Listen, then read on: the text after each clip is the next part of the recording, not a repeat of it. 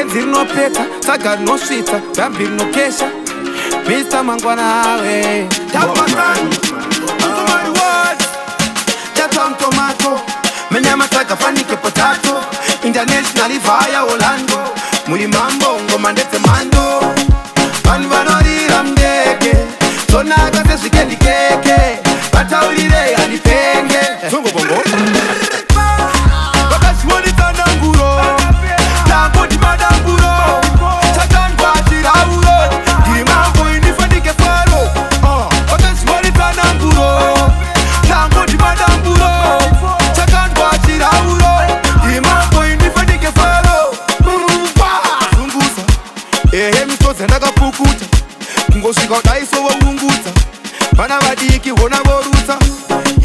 girita ngoma dzandakadiridza iwe ndakuvhiringidza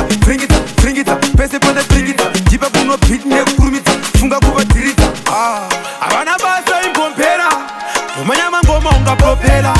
zvavo zviri mini ungaopera kutsaka namufana wangu uchitopera ukapera vakazviwanitsananguro tango ndimadanguro chakandwa chirauro ndiri mambo inifandike faro vakazviwanitsananguro tango ndimadanguro chakandwa chirauro ndiri mambo inifandike faro chatamtomato menyama tagafanike potato internationally via Orlando muri mambo ngoma ndedzemhando vanhu vanorira mudeke zonaka sezvikendi keke vataurire handipenge zongobongo vakazviwanitsananguro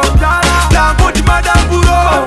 chakandwa chirauro ndiri mambo inifandike faro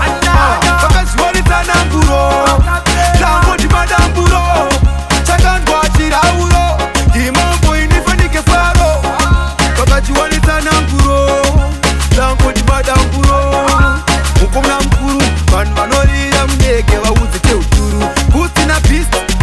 tango ndive best then forget the rest ngoma dzavo dziri west Mr. Mangwana vanhu vanorira mudeke kaza kafe ngoma ndakapasa vaiona fanike ndatadza asi vamera manza iwo wakanditadza